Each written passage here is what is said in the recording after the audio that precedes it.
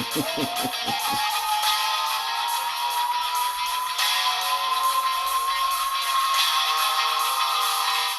right, that's enough of that.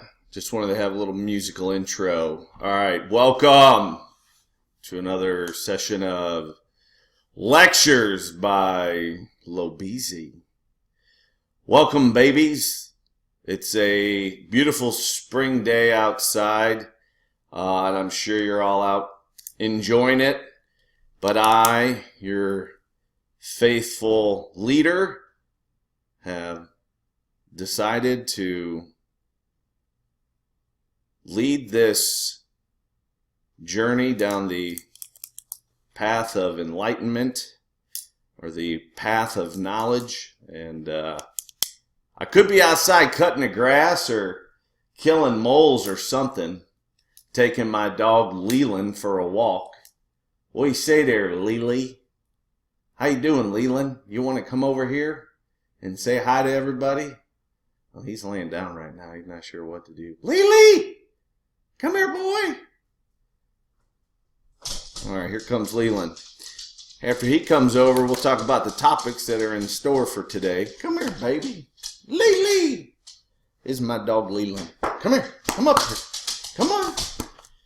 Everybody see Leland? Everybody see Leland? See?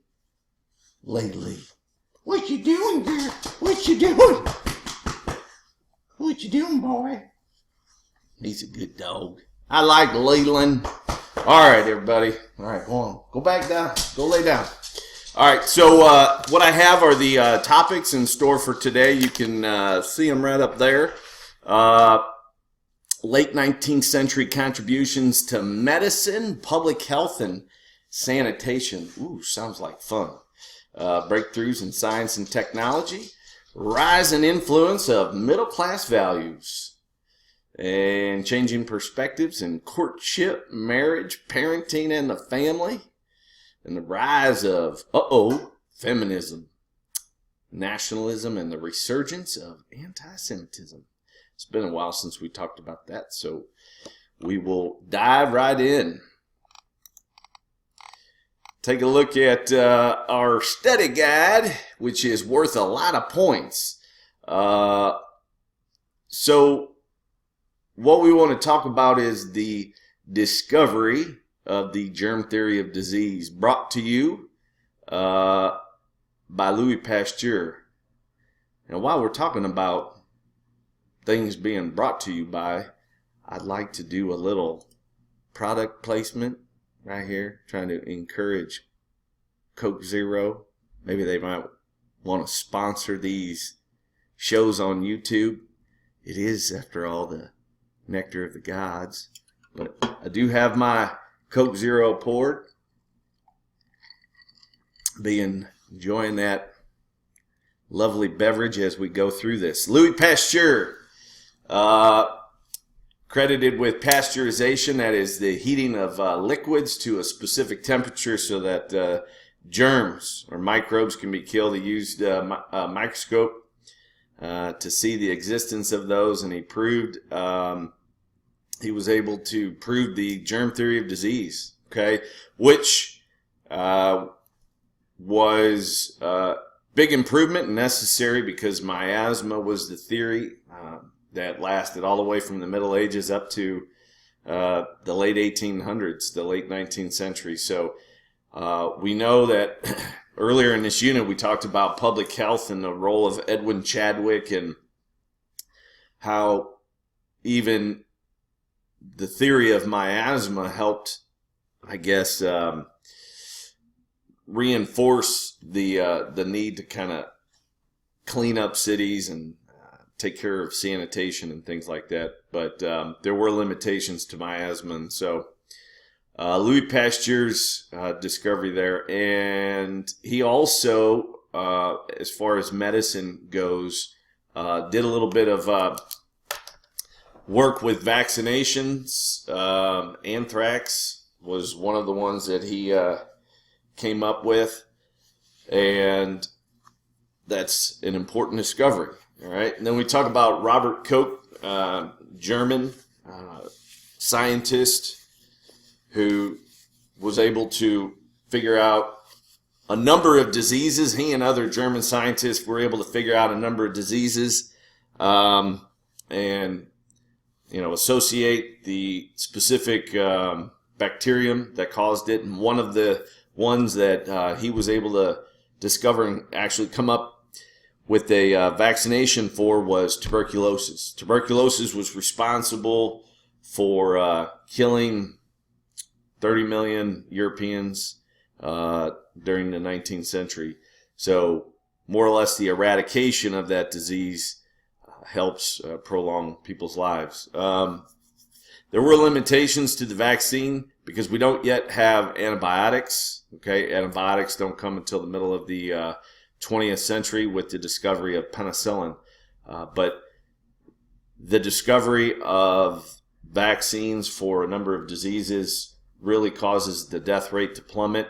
And for the first time ever, the population, the longevity of people living in urban areas begins to climb. Right? And Joseph Lister is important because our boy came up with Listerine, okay, the antiseptic mouthwash. Well, in fact, he was a Scottish doctor who had worked with, well, he was a surgeon, and many of the patients that he saw were, compound fracture victims, and 50% of all surgery patients at that time, prior to germ theory of disease in the in the 1870s, about 50% of all surgical patients died. Okay, but of those who had a compound fracture or they had to do surgery on one of the extremities, 90% of those patients had to have amputation.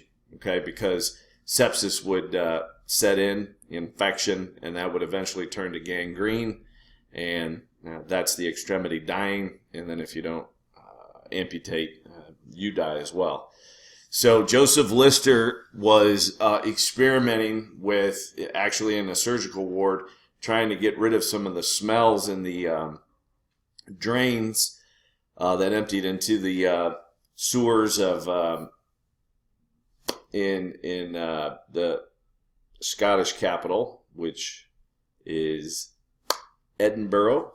At any rate, he experimented and came up with carbolic acid. Carbolic acid seemed to cause, get rid of some of the smell, and so he wanted to see if that would, if applied to surgical wounds, if that would help decrease the rate of infection, and of course it did. He went further and began using carbolic acid to sterilize surgical tools.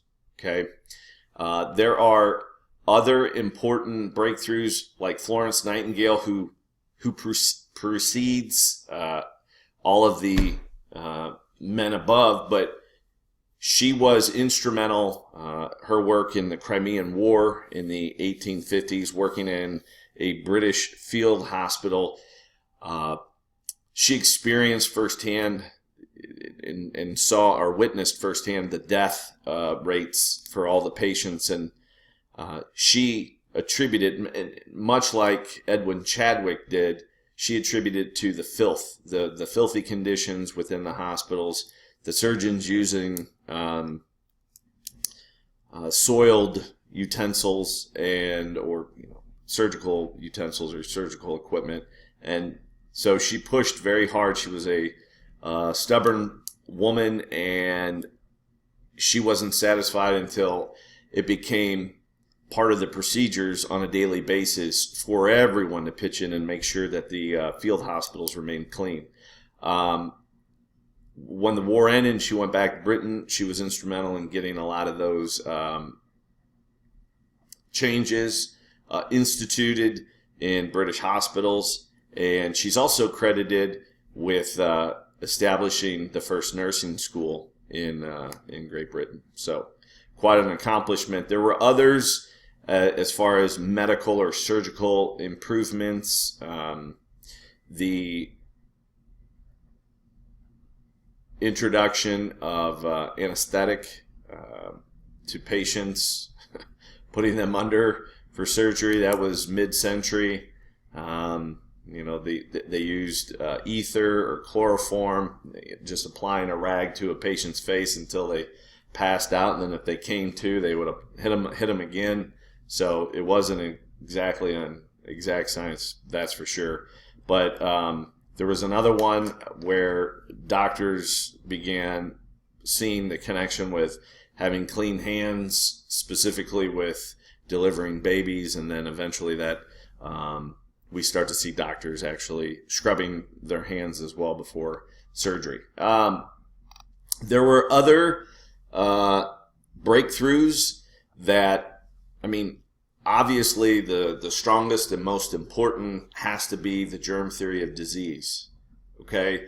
But that comes later than the other public health reforms. So cities had, due to the report written by Edwin Chadwick, responding to the cholera outbreak and just the incredible amount of diseases that were taking the lives of people in big cities like Manchester, England, they began to implement public health laws that required sanitation, so waste removal. And then the cities across Europe began installing sewer systems to take away the wastewater. And then they start to implement changes such as water filtration, so to make sure that people weren't, because that was the big problem with the cholera outbreak. You drank tainted water, you were going to get sick. So they began, experimenting with different ways to filter out water, make sure that the water was clean. That continues to this day, plague many developing countries. That's something that we take for granted, but there are probably billions of people around the world that can't say the same. The other, I guess, change that all of this leads to would be just this idea that hygiene is important. We've read earlier that people actually believed having, because of the miasma theory, soiled skin, dirty skin, that disease wouldn't be able to travel through the air and enter their body through their pores. Well, that was obviously proven to be false, and so we start to see people bathe more and wear clean clothes, and so that is made possible when city planners begin, in making sure that enough clean water is being provided for the city residents. So those were some of the overall breakthroughs or changes that really contribute to a better, the term is quality of life by the end of the century. And the way we know it's the proof is in the pudding, or in the statistics in this case. And average person in Europe saw their lifespan improve by the end of the century by 15 years. Okay, so they were living 15 years longer than their parents and grandparents. A lot of other interesting changes starting mid-century. There's work being done on geology, this idea that the Earth is not just a couple thousand years old, 10,000 years old, that in fact it's millions, in fact billions of years old, and that the changes that have taken place over obviously a very long period of time. And when we talk about changes, there was the belief, mainly because of the Bible, because of scriptures, that God had created each and every species that we see before us. But we start to see scientists or naturalists who go out there and observe and record what they see, that they begin to kind of question that notion. And obviously archaeologists unearthing fossils of various species of animals to see how that they've changed over time. And so what they start to believe is that animals changed due to their environment and over time. And so that helps give us the idea of evolution. But this drawing here of the giraffes is used to help you see the work of Jean-Baptiste Lamarck, who really influenced the work of Charles Darwin. He believed that animals respond to changing conditions in their lifestyle or their surroundings, and usually having to do with food acquisition. They are forced to make changes, and that those changes will be passed on. Those traits will be passed on to their offspring, and that's how changes take place. And you can see this from the giraffe is craning its neck, and that its neck may stretch a little bit over the lifetime, and that if you multiply that out several generations, you're going to see a giraffe with a much larger neck. The shortcoming there is that that's not true. Just because you make changes, you personally or as a species change to your environment, that doesn't mean that that trait is going to be passed on to your offspring. It doesn't happen that way. Charles Darwin, who is probably one of the most famous scientists of the 19th century, and certainly the most important naturalist, discovered while touring the Galapagos Islands that are off the coast of Ecuador in South America, off the west coast of Ecuador in the Pacific Ocean, that these islands teeming with diverse life.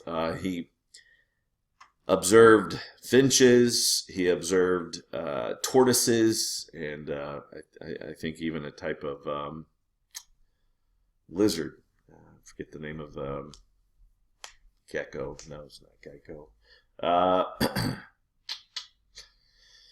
Chameleon? Iguana! It was an iguana. Swimming iguanas. All right, those were the other species. Anyway, based on these drawings here of these finches, he said it's not likely that these are all separate, that although they are separate species of finches, it's not likely that they were created individually by God, as the Bible would lead us to believe. He said that they have a common ancestor, and that because of differences in their habitat, they have changed, forced to evolve. Okay, and so it goes in this particular instance to the type of food that they eat. Okay, and so we have grubs and fruits and seeds and insects, and so as a result of that, the beaks are different for these finches. So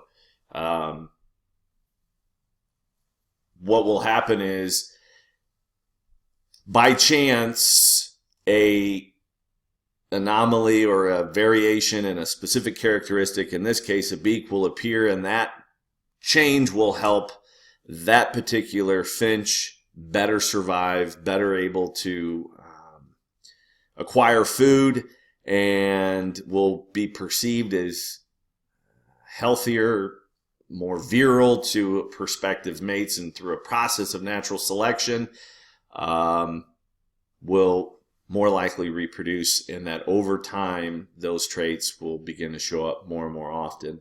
And that's what evolution is. Now, he was influenced, Darwin, by also not just Lamarck, but the work of an economist, Thomas Malthus, who had made a prediction that the European population would outpace the food supply, and that, because of the food scarcity, there would be famine, there would be poverty, and there was really no way to fix that unless we did something to curb population. Well, that was proven wrong, because the population is almost exponentially higher than what it was, and yet we still are able to, we have the capability of feeding the world's population. At any rate, the idea is that there's competition in the animal kingdom for food, for resources for food. And so because of that competition and natural selection comes out of that, and only the idea of the fittest will survive, the strong will survive, although Darwin never said that. At any rate, here's a nice little cartoon kind of poking fun, because when he wrote on the origin of the species, the kind of the outrage, criticism was immediate, and it was pretty intense, because he was challenging the Bible, which, if we go through what we've studied in history, I mean, so many people wanted the church, the Catholic Church, just to teach just the Bible and nothing else. And that, now you have somebody challenging, the very words that the Scripture, with the story of creation, challenging this. And so many took his work to be an attack against not just organized religion, but the Bible itself, the Christianity itself, and those that weren't really well informed, kind of ignorant on the topic of evolution, which most people were, kind of thought that he meant that, because he said that we could all trace our roots back to a common ancestor, that we have somehow evolved from apes. And that's not really what he was saying at all, but that was the interpretation. And so I think that you can kind of assume that that's what the comparison here is.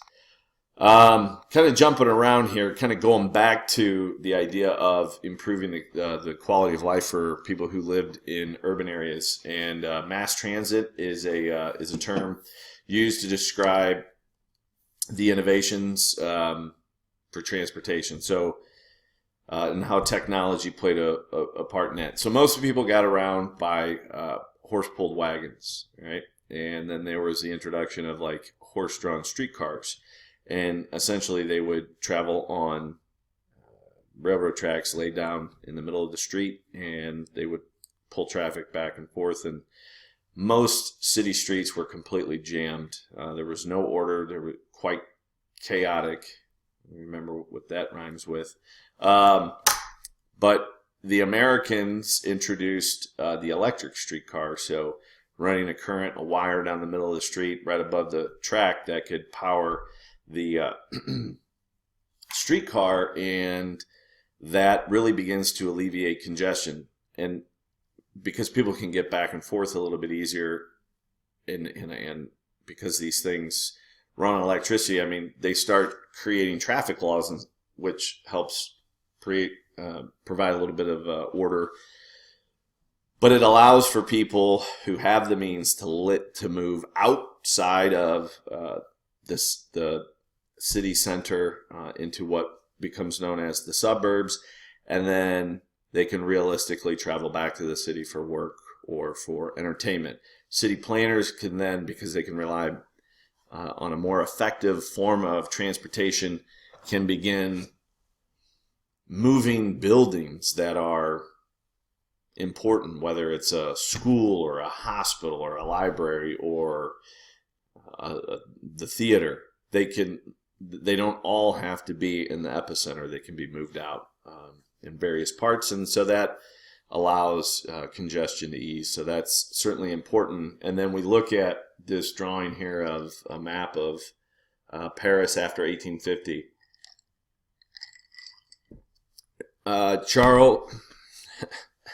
Emperor Napoleon III is responsible for the rebuilding of Paris from a public health standpoint, and also from a from a public order standpoint. So he tasks the planner George Haussmann to do just that, and it was a very difficult feat, but he was successful. So what they do is they tear down these terribly dilapidated buildings, and what we also know is that there were no building codes prior to this, the middle of the century, and so many of these needed to go anyway.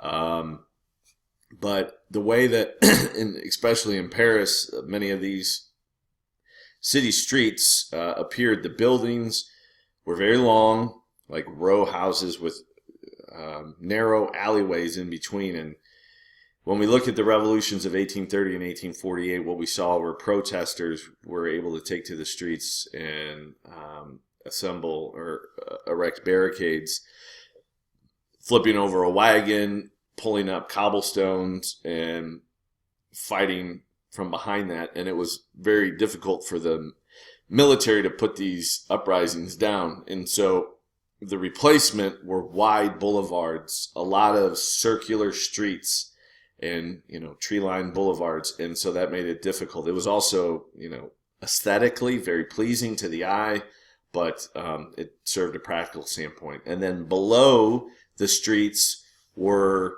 hundreds and then eventually thousands of miles of sewer systems.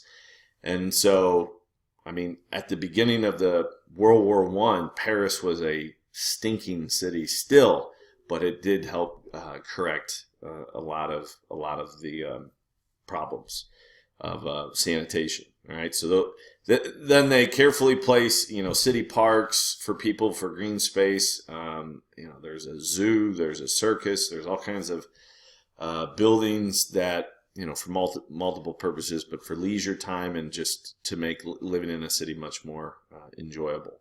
Okay, let's see. All right, so when we talk about the modern age, we talked about Crystal Palace, 1851, that exhibition in London that demonstrated that England was the workshop of the world. That building was constructed of iron and glass, two modern building materials, but iron is soon replaced with steel when steel can be made much more efficiently and cost effectively. Steel comes from iron, but two men, Henry Bessemer and William Siemens, a Brit and a German, are able to come up with ways to burn out the impurities, the carbon, blasting hot air, and that requires a tremendous amount of heat. They perfected these blast furnaces in order to create that, and so the benefit is steel is much stronger and much more durable, lasts a lot longer. Okay, so bridges, railroads, the iron constructed railroads would wear out and break over time, so steel was almost, not permanent, but much better. And as a result, too, now of steel, we start to see skyscrapers. Not our modern day idea of what a skyscraper is, but anything over about 6 or 8 stories, that was considered a skyscraper. So 10, 12, 15 stories, until the 20th century, that kind of is it in most cities. The United States really takes the lead in the construction of skyscrapers because their cities aren't nearly as old and as established. Alfred Nobel was a chemist and a French chemist who came up with dynamite. Dynamite as an explosive to replace nitroglycerin, which was being used. So if you're going to construction projects, the big thing is, trying to put sewers in. You gotta blast through rock and tunnel your way through, and nitroglycerin is very unstable. Okay, and so it killed a lot of people. Dynamite was much more stable and useful, and so you could blast through rock and make tunnels through mountains for railroads, and then you can create subway systems and then sewer systems. So that was very important. But later on in his life, dynamite was being used for explosives, for war.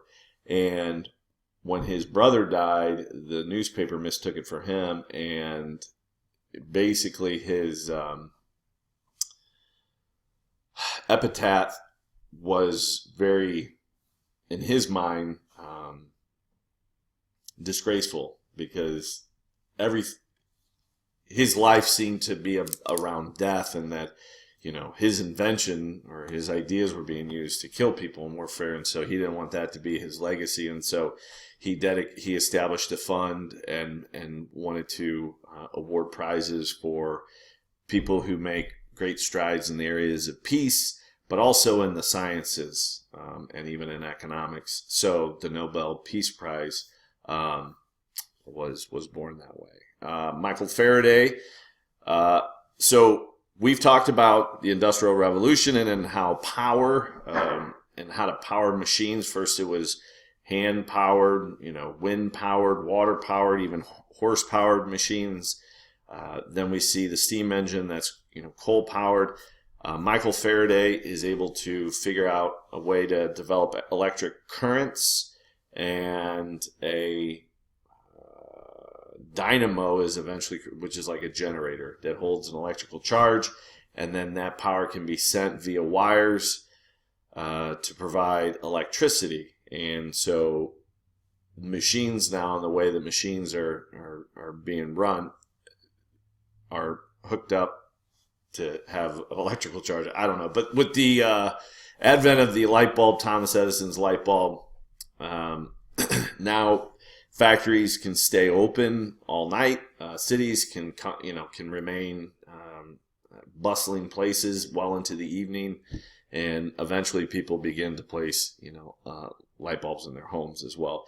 Gottlieb Daimler is actually he's the inventor of the internal combustion engine, which was simply, in his mind, an improvement, maybe a more portable steam engine.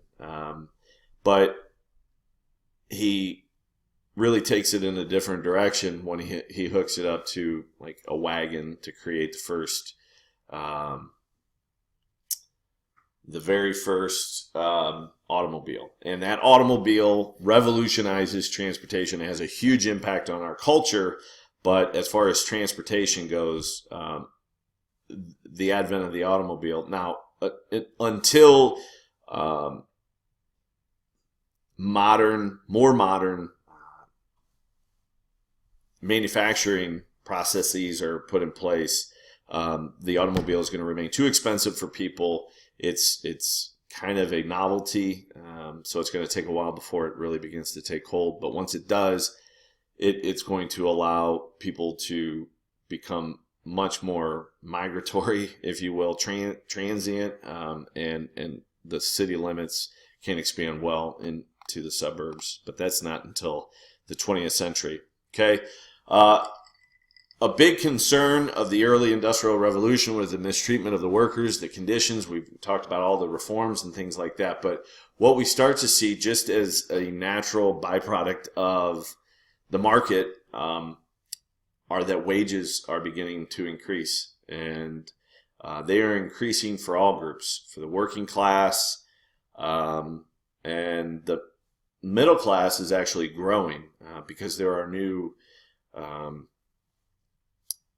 services that are being provided that are necessary for the world of business. And so, and because of technology, new types of careers are being opened up in urban areas. And so the middle class begins to grow in size to about 20-25% middle of the century. And it grows probably by World War I. It's right at about 50% of the population is considered middle class. And middle class today means something entirely different than what it meant back then. I'll get to that in just a second. But the wages for the working class, they go up significantly. But at the very top, the wealthy, the landowners, their wealth goes up, and they're kind of joined with the owners of factories. Their wealth goes up higher and faster than that of everybody. It kind of outpaces everybody else's, but we see that standard of living going up significantly. And so what people can purchase begins to improve their lot in life. Okay, so 9 and 10 are essentially duplicates of each other. My apologies there. But I want to talk a little bit about the differences between the classes. So the upper class, that's about, depending on the country, 1 to 5% of the population. That's the landed gentry or the aristocracy. And then also the owners of businesses, capitalists, some professional positions, but some doctors and lawyers at those positions. But most everybody else is among the middle class, and there's a very large division, of the middle class. At the very bottom of the middle class, you have what's called white collar jobs. Then, for the most part, what defined middle class back then was whether or not you had servants. That was known as the servant keeping class, because socially the dinner party was the probably most popular social engagement, and because it was so important to kind of show that you had that wealth, that's in part why the servants and dinner parties were necessary, to kind of show that off, because that was important. Everybody was trying to be like the Joneses, but not just like but somebody who's wealthier than you. So everybody is attempting to claw their way up the social ladder. That's called being upwardly mobile. At any rate, the middle class, though, so they believed in hard work. They believed in self-discipline and self-sacrifice. They believed in morality, very strict morality when it comes to marriage and infidelity and premarital sex, public intoxication. All of that was shunned upon, and then the separate spheres was very, very strong among the middle class, probably the strongest. And women were considered or supposed to be above that, and they were supposed to refrain from being engaged in any kind of unseemly type of activity. Upwardly mobile, as I suggested, they looked down upon vice, and laziness was one of those vices. And there's many of the middle class that did not have a tremendous amount of compassion for people who were poor, because they saw poverty as the result of kind of like a social, like a failure on their part, like moral defect, in that they needed to come to Christ, essentially. And they're very devout Christians, and also church attending. Okay, so very prominent among them. The rest, let's see. Yeah, so those are the things that distinguish them. The working class, much more open about premarital sex, much more open about public drinking and things like that.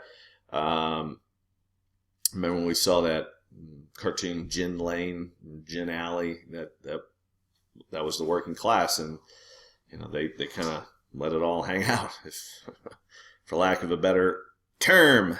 Anyway, want to speed through this.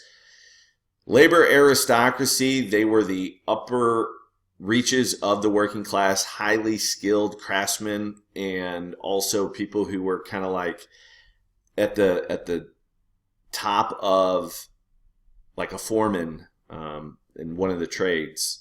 They were kind of the bosses, and they made almost as much as the white collar members of the middle class.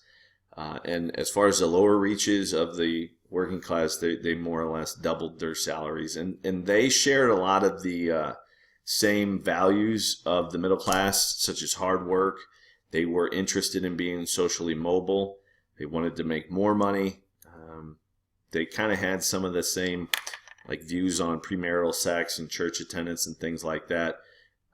Very influenced by the middle class, but that's not what their goal. They did not want to be middle class. They didn't. they thought middle class people were snobs, and they don't want it.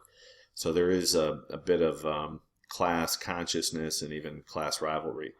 The rest of the working class were, as I said, different. They had different opinions about premarital sex, having children out of wedlock, even prostitution, women, drinking in public. So there were fewer kind of like taboo types of activities that they refrained from. But by the end of the century, by the end of the 19th century, more and more people begin adopting, even among the working class, more and more of the working class adopt the middle class standards that were prominent. Okay, drinking alcohol. They did it at dinner parties, and they often drank to excess. Many people that's where the gout comes from. But public intoxication among all work classes, middle and working class, begins to be frowned upon. And we start to see less and less of that. So again, that Gin Lane or Gin Alley, I can't remember that cartoon that drawing that we looked at. That became, as the century wore on, less the case. But women now are with their husbands or their dates can now be seen out in public drinking, consuming alcohol. Women had kind of like a civilizing effect on those places that served alcohol. And so it became more customary for women to be seen out in public drinking, but not intoxicated. All right. Some of the more violent sports or leisure times, bull baiting and cockfighting that we saw in earlier centuries, especially the 18th century, grow less common, replaced by spectator sports. All right, 1904, they revived the ancient. It's the first modern Olympics in Athens. Because that's a response to the demand for spectator sports. Depending on your class, you enjoyed different types. The wealthy enjoyed watching tennis and even golf. I mean, that was a leisure activity that you didn't have to be terribly physically fit to engage in. So I don't think it was initially designed to be a spectator sport, but horse racing was pretty much the elite. That's what the elites did. The working class, they liked boxing. It was called pugilism. Boxing was called pugilism, but that's what they really enjoyed. So spectator sports, boxing was one of the very first sports that were prominent. And then we get into soccer and basketball in America and American football and baseball and track and field, and it just goes on and on from there. And then the other big thing that people did with their they went to live entertainment. So that could be the theater, that could be the opera for the wealthy, and then for the working class that was like vaudeville type acts or just music halls and things like that. And so that's what they did with their leisure time. There's a lot more of it because more time off, and they have new technology, whether they have servants to do all the work or they have time-saving devices that can kind of cut down on the amount of work that they'd have to do to prepare meals and things like that. Gave more leisure time. Church attendance begins to dip due to among the working class for two reasons. A, because they saw the church itself as kind of an ally of the political elite, and they were very conservative, and because they were against using armed uprisings as a way to get it, to arrive at change. Some viewed them with skepticism. And then also in working class neighborhoods, because the population was going up. There were just shortages of churches.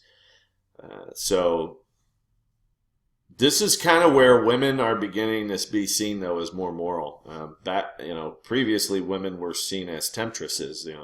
Eve is responsible for Adam's downfall. But now, because women tend to go to church more often than men, they, as a byproduct, are beginning to be seen as the more moral of the genders.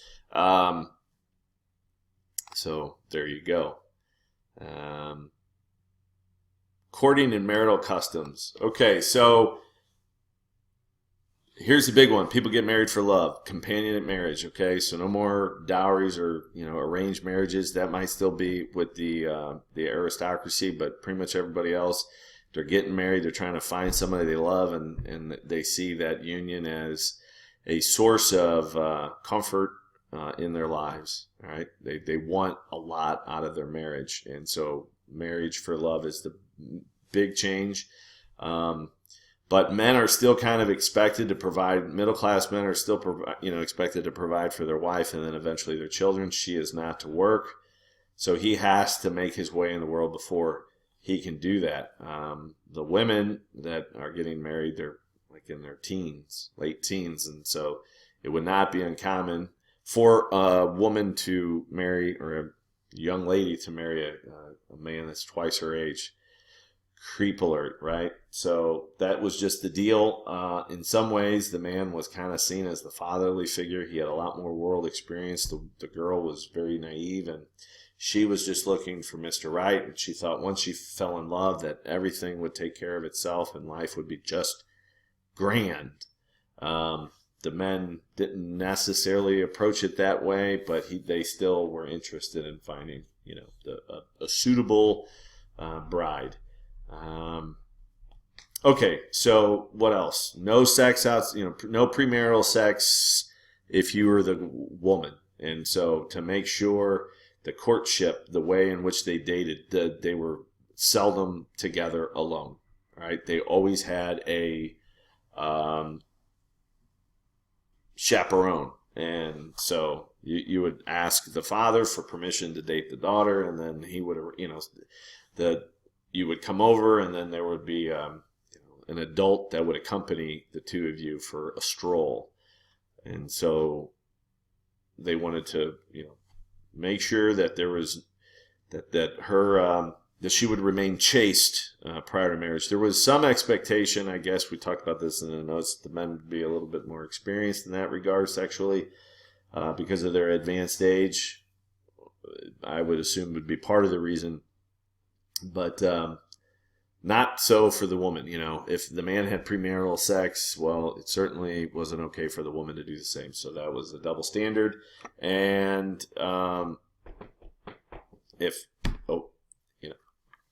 middle-class women can't have premarital sex, but the middle-class men can.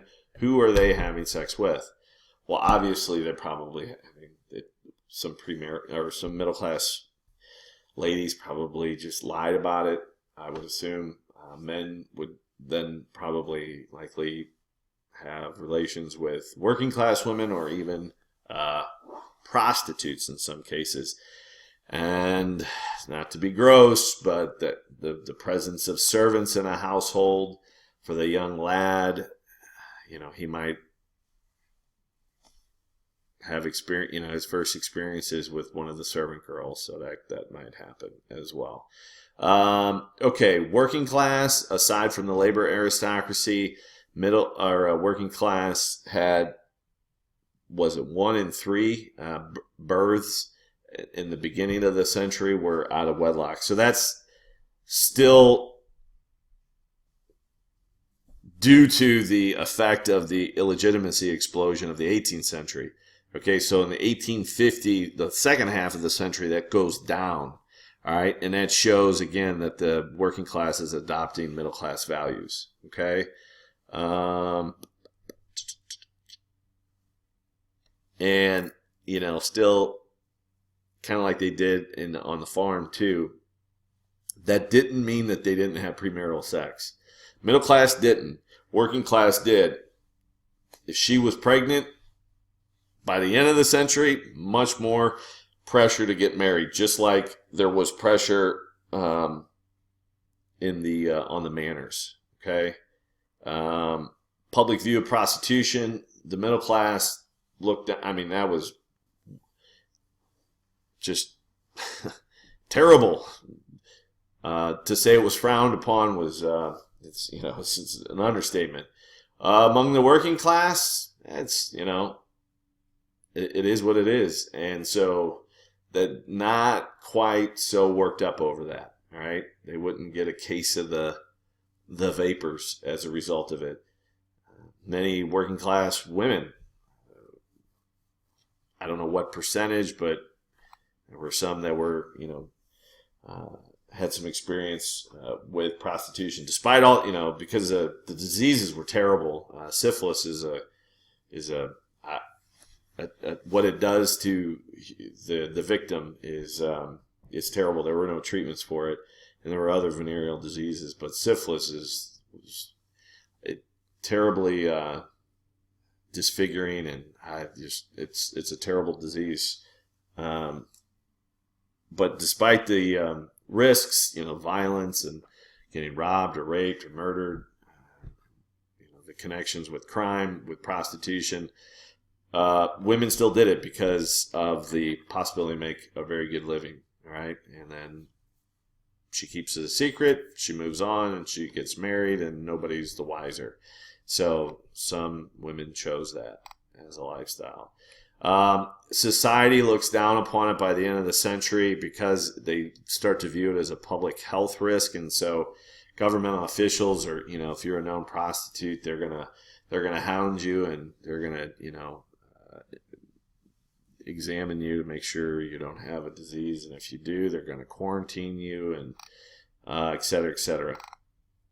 Parenting evolves. We know that there was in the 18th century, the first half they kind of standoffish, aloof towards their children, but by the second half of the century, more loving, embracing of their children. That obviously continues much and intensifies. So we see the end of, in the 19th century, we see the end of wet nursing. We see a drastic decline in swaddling. So mothers are breastfeeding their own children. And then abandoning their children in foundling hospitals, that goes away as well. And women have fewer children. So the 1850 average woman in England had about 6 kids, and then by 1870 probably 3 kids, and then at the turn of the century 2-3 kids. Or wait, was it?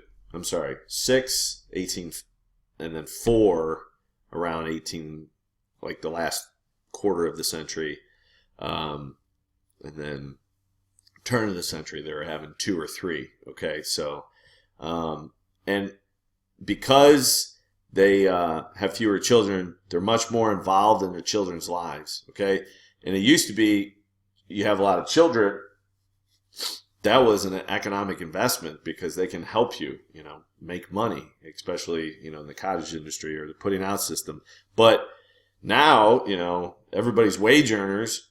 The kids are a drain. Kids are a financial drain, big time. Pay for all the lessons for this, that, and the other thing. Anyway, trying to fly through this as quick as possible, and I'm not doing very good at it. What else? Oh yeah, it kind of become overly involved, especially middle class parents and the mothers with the daughters, to make sure that they're not doing anything that's considered immoral or vulgar, and so just picking at them, nitpicky, and just in their faces all the time. And I guess this is where teenage angst starts to come from. And so really they're kind of stuck with it, though. I mean, there's nothing they can do. I mean, not until the girl gets married, or, if it's a male, he's got, he relies on his parents to help send him to college or help him find a good job. And so they kind of got to suck it up and deal with it. But working class, if they don't like it, they can just move out, as soon as they can get a job. So it was a little less intense for them. But there were parenting manuals and telling men to get involved, and but still man was seen as kind of a stranger in the household. He was the disciplinarian. He'd come home from a long day's work, and if he didn't like how things were, he would use corporal punishment to mete out justice. All right. Feminist movement.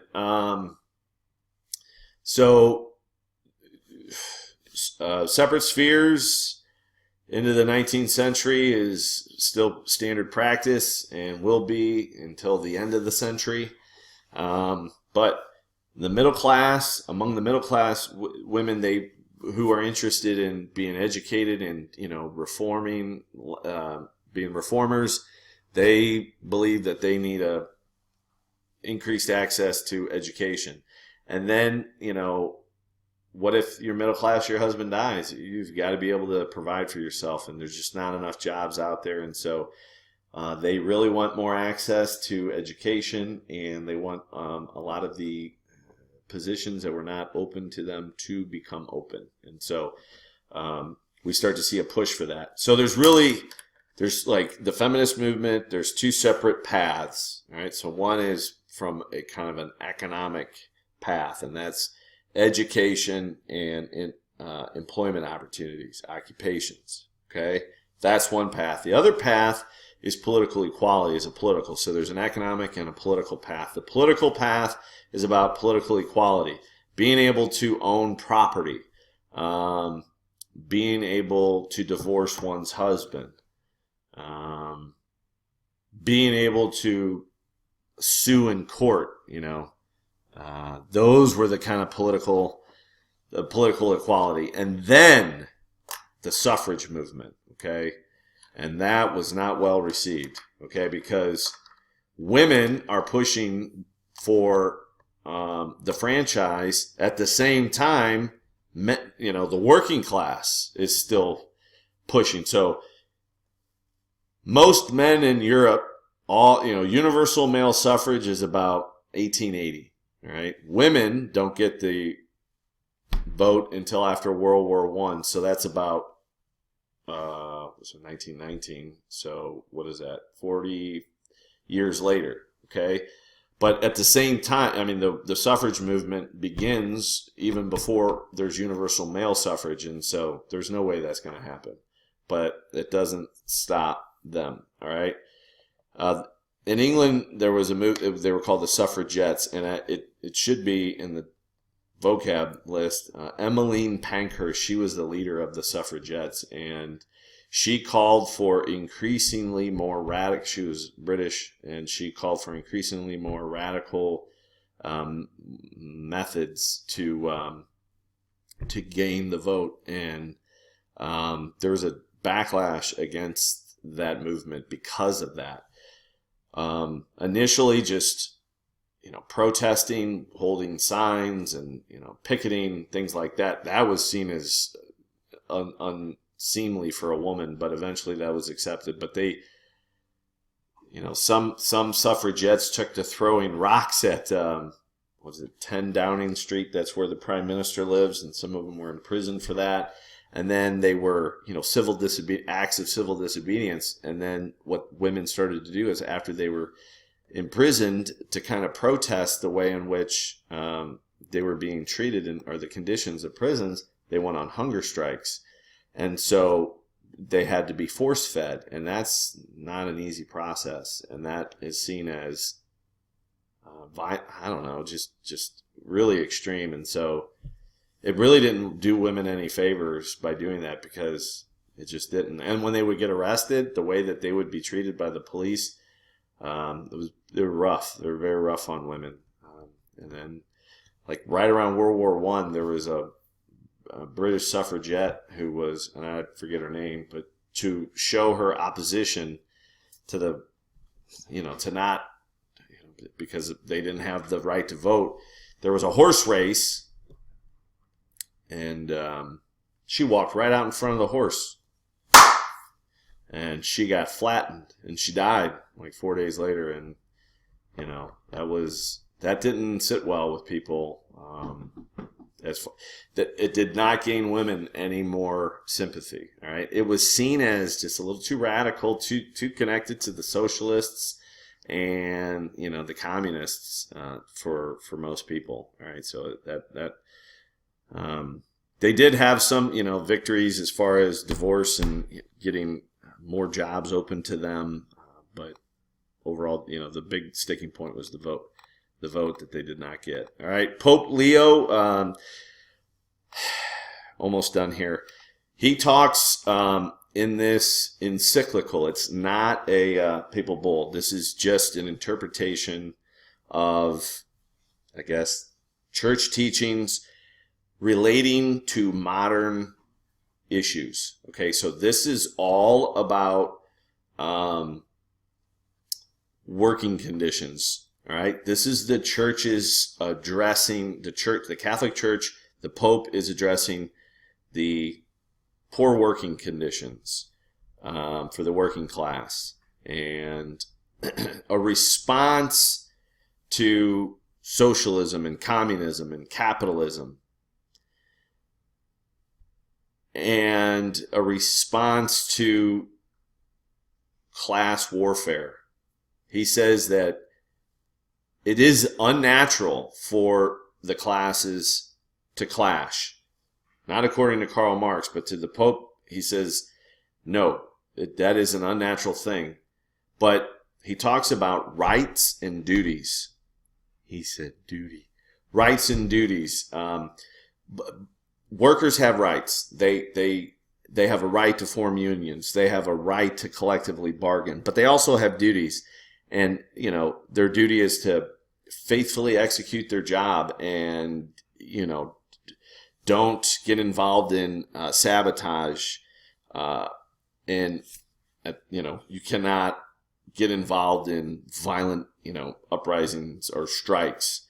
So that's one side. And as an employer, you have a right to private property. He says that there's no doubt about it that you are entitled to if you earn something, you have a right to it. And so that factory is yours, but you have a responsibility to make sure that you're protecting the dignity of your employee. And that means no child labor. You don't endanger the lives of your employees, and that you pay them a fair wage. As much as possible, the Pope is saying that the government should stay out. However, capitalism, you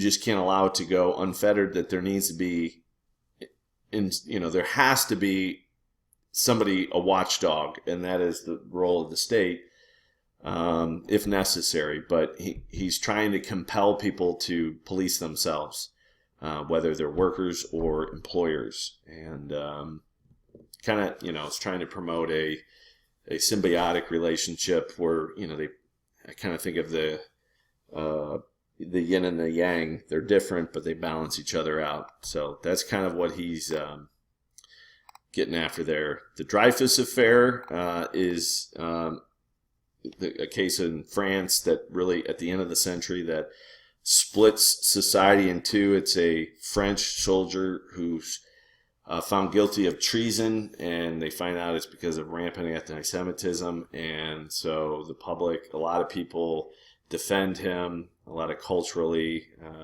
up-and-coming people. Emile Zola, an author, does.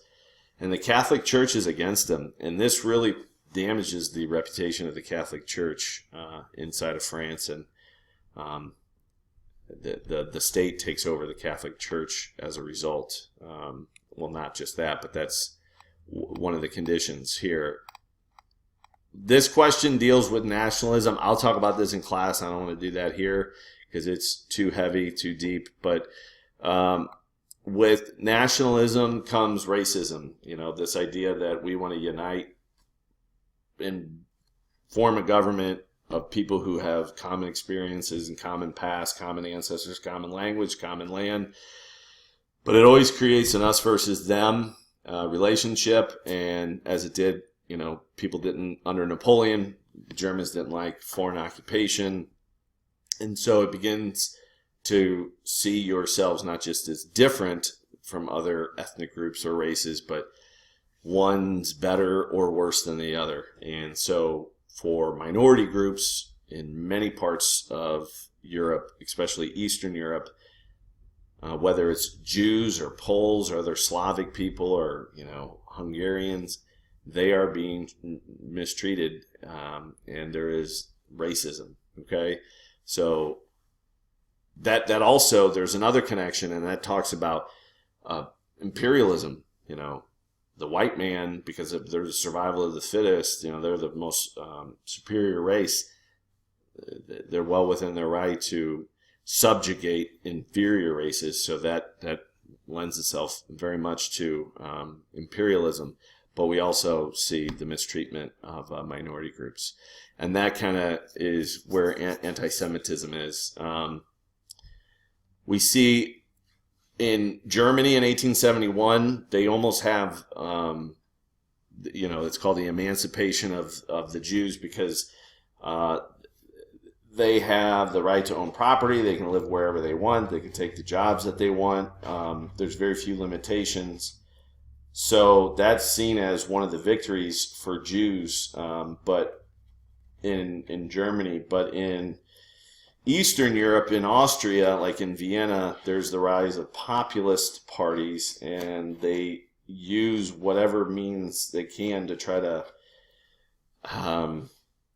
gain power. And one of the populist messages of the late, and this Karl Lueger was the mayor of Vienna, used it race, because there was a lot of Jews streaming in because of the pogroms in Russia, and they settled in Vienna, and it began to change,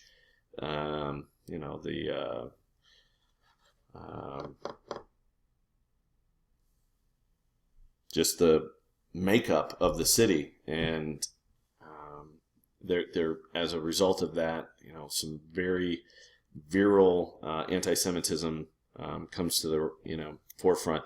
A lot of pseudoscience books and authors out there saying that there are inherent differences between the races. So a lot of people kind of utilize that to kind of back up their racist ideologies. And then in Russia, under Tsarist Russia, 1880s, we have economic downturn, and like in the past, use scapegoating of Jews as a way to shift blame away from yourself and point it in another direction.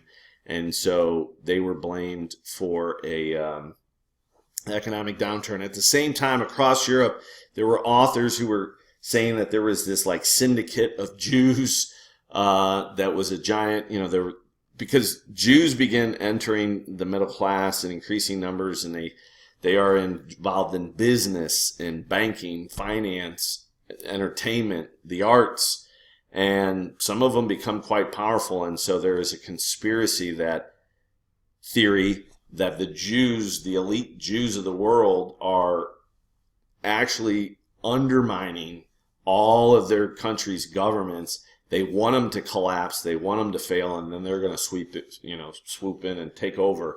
So there's a lot of paranoia surrounding that, and so that's kind of part of the deal in Russia, where the Tsar encourages pogroms. That's like state-sponsored program or terror against Jews, and it's so bad that almost 3 million of them leave, and they either settle in Western Europe or even in Central Europe with Vienna, or many of them come to the United States and settle in New York initially. But that's where the Jewish population comes in this country. A lot of them are coming from Russia. Okay, so that pretty much wraps it up. That was an hour and 10 minutes. Oh boy, you guys are going to be mad at me. Sorry. DJ Lob-EZ, Dr. Lob-EZ, signing off. Peace.